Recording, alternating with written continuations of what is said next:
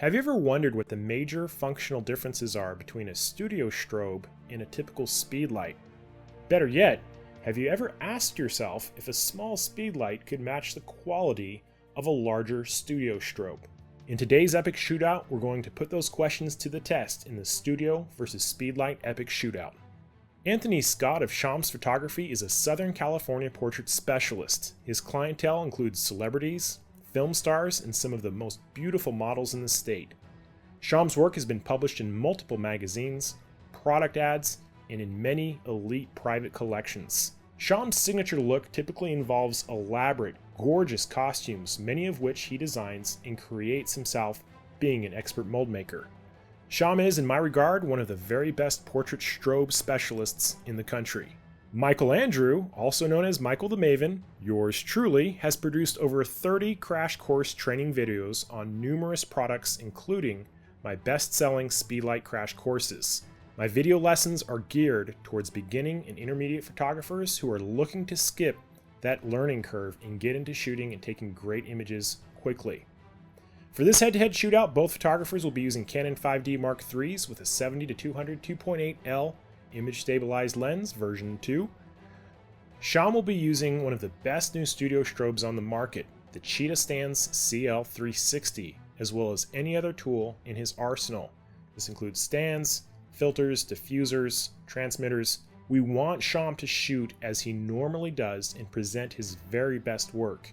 He is also supplying our model, Elizabeth. The Cheetah Stands CL360 is rated at 360 watt-seconds with a guide number of 80. Complete as shown, which includes a battery pack, a transmitter, and receiver, it goes for about $730. Michael will be limited to what he can carry in his travel backpack, which includes one Canon Speedlite 600 EXRT with an ST-E3 wireless transmitter.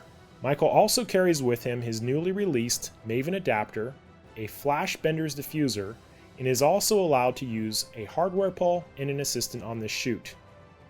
Canon's current flagship Speedlite, the 600 EXRT, is rated at about 58 to 60 for its guide number, depending on how you crunch the numbers, and it's estimated to be between 60 and 70 watt-seconds. At $550 for the flash and another $300 for the transmitter, this package costs $850. We are primarily interested in shooting portraits at high noon in very harsh sunlight. I'm shooting primarily from a teaching perspective, first showing the results that would come from common mistakes, and then tweaking as I go to try to make my little Speedlite try to match up with what Shom is doing with his studio strobe. I'm also going to make it a point to show you the differences between a good and a great image. The importance here is to come away from this video as a better photographer. The challenges that I had when I was shooting with a Speedlite was, I like to shoot also at very telephoto focal lengths, but the problem with that when you're using a Speedlite is if you put the Speedlite on your camera, there's just no way you're going to be able to use it effectively because you're 20 or 30 feet away from the subject. And that was a huge problem I ran into yesterday, and I started, these initial shots. This is what I was getting with and without the Speedlite. It was almost as if the Speedlite was doing nothing. And the only way you can really get some good fill with a Speedlite shooting at 200 is to get the Speedlite off the camera and move it as close as you can to the subject, because your Speedlite is limited by distance. We have the inverse square root law of light. It has to be close, and that was the only way I was able to take anything similar to what Shom was doing. Shom was using the CL360, a lot of power, recycled very quickly. He was able to get a lot of shots off faster than I was. I had 4 AA batteries that eventually burned out. Those are some of the challenges when you're shooting with a Speedlite. It just doesn't have the power to shoot at 200 millimeters away from your subject. Yeah, you were shooting really close, probably about maybe 3 feet away. We got the Speedlite on the Maven adapter. Those shots were hard. You can see that the light is a little bit too hard on Liz. Then we went to an umbrella. You let us borrow that umbrella to soften it up, and it was about 2 or 3 feet away from Liz. And those pictures were the ones that started coming out, and we started getting a nice soft look. But when we were comparing our images, I looked at the depth of field on the rocks. Right. I was shooting at f13. It was very bright. Shom was shooting at 2.8. We both had the same cameras. We're both shooting with 5D Mark IIIs, 7200 millimeter lens. I had to use a very small aperture. Shom was able to use a wide aperture. Tell us why. It's because I use an ND filter. A lot of people like to use high speed sync, but I'm more prone to use the ND filter because I don't like wasting my flash power. If I was going high speed sync, it just drops every time it flashes, and the recycle time is just crazy, and it just tears your batteries up. Yeah, that's true. The ND filter, there's the ones that I loaned you later into the shot was the veritable, and I had a ND 16, and I know that 4 stops is going to put me pretty much exactly where I'm at. I mean, I have other ones, but I knew the 4-stop one was going to give me the nice shallow depth of field back here in the back. And it's really soft. If we were looking and we're comparing the rocks in these two pictures, yours is really soft. Mine, as you can see the detail on the rocks. Yours, I believe, is more artistic. It just feels more like something you would see in a magazine. The reason why he used an ND filter is because the ambient light is so bright that if you didn't use it, these would all be overexposures. Yeah, because I shoot at high noon most of the time. That's another important point. Shom likes to shoot from 9 to 12 in the afternoon. Very unusual. Most photographers don't like to shoot from 9 to 12 because we get these raccoon eyes. Right. Why is it not a problem for you? Well, it's because I like shooting at that time because the flash and the ambient light is almost the exact same color. If I shoot at dusk or I shoot at the golden hour, then I'm going to have to gel my flash. Mm-hmm. Then I'm going to lose almost a stop of power because of that gel. And I rather just shoot and open and not have to carry all that extra stuff to put on the lens or anything else to get that quality of light. Shom lent me his variable ND filter. I put it on my lens. I don't know. We have very different shooting styles and techniques, but I wanted to see how close I could get to Shom's look with minimal gear. And this is the gear I always bring with me on an airplane trip. It's what I can carry in my bag. It's not a lot, but it's a good challenge to say how close can I get. And near the end, I think I was getting sort of close to what you're doing, but the key there was the ND filter and going down to 2.8, and that's when we were starting to see some success. The Maven adapter was huge because we were able to kind of position it quickly around our model and get it right up in her face without interfering with the shot. Yeah, you were right around 2 to 3 feet. At the 12 feet, I'm pumping out. At 8 feet with the lighting setup I'm using is actually pushing out F64.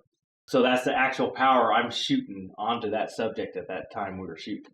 And then it was actually a lot of my shots were overexposed because I was up that high where I didn't need to be. One of the great advantages about having the monopole and a light stand is the key things is the stand can't get into everywhere. So if you look at this terrain, the stand cannot sit flat everywhere I go. Yeah. Where the mono stand here and with the Maven adapter on it, I mean, you have to have another extra guy. Yeah. But the key thing is you can get it right into spots. The legs are going to balance you out where you don't have to worry about the stand. Yeah. I mean, that's one of the great things about it. And then for a run and gun situation, you can go in there, get the shot done quick and gone. Or I have to go in, I have to carry a stand up, set it down, try to get it level, and then get my shot. That's the trade-off that we kind of seem to agree on. I think Shom's setup, for the amount of power that you're getting and the recycle time and the quality of the images, it's pretty awesome. I clearly won the shootout. It has some limits in terms of where you can position it. The Speedlite with a Maven adapter and a small umbrella, really mobile, really light, really easy. It was just as fast as I could tell Adam to reposition it, and that was a benefit. So there's positives and negatives to both systems. So what were the lessons I learned from the noon shoot? The Speedlite simply does not have enough power to fill, even on full power, when you're shooting at longer focal lengths, such as 200 millimeters. We solved this by moving the Speedlite closer to our subject using the Maven adapter and then using our master to slave feature. Problem number 2, small light sources create very hard shadows. We solve this by using a diffuser or an umbrella to soften the edges. Problem number 3. Smaller sized apertures create an unpleasing, deeper depth of field. We used a variable ND filter to allow for a wider aperture without overexposing. In this scenario, can a smaller, underpowered Speedlite match a studio strobe? The short answer is that with the right tools and knowledge, yes it can, but your overall power, recycle time, and the number of shots you can take will be very limited. Here are some of the best shots from our noon shootout.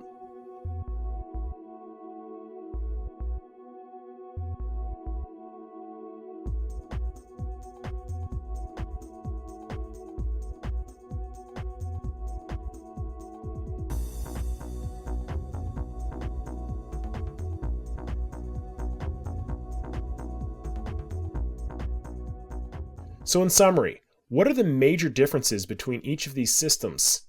The Cheetah Stand CL360 had much more power, much faster recycle time, and it also allowed for many more shots due to the battery pack. It's also less expensive. In fairness to the Speedlite, it was blazingly fast to set up and to change your shots. If you're going for a high variety of shots and experimentation, Speedlite is going to allow you to do it faster. It's much smaller and much lighter than a studio strobe. There were many features in the Speedlite that we didn't even talk about, such as ETTL, stroboscopic shooting. There's a lot of wonderful features with slaves and transmitters built into these systems that are just tremendous. If you're shooting events, or if you're doing on-the-go shooting, like a wedding ceremony, there is no better option than a Speedlite. So they both have their strengths and their weaknesses, and we hope that this video outlines how they can be used and where the overlap is. We are super thankful to Shom for shooting and sharing with us. If you guys need a great studio strobe, I would definitely recommend the Cheetah Stand CL360. I just got one, I use it now, and I love it. I'll put the link in the description. Thank you guys for watching, and we'll see you next time. If you found this video helpful, you may be interested in my Speedlite or my lighting crash course videos. They're available as DVDs as well as immediate downloads. I'll get you up to speed in using your lighting equipment in no time, and you can order them from the following links.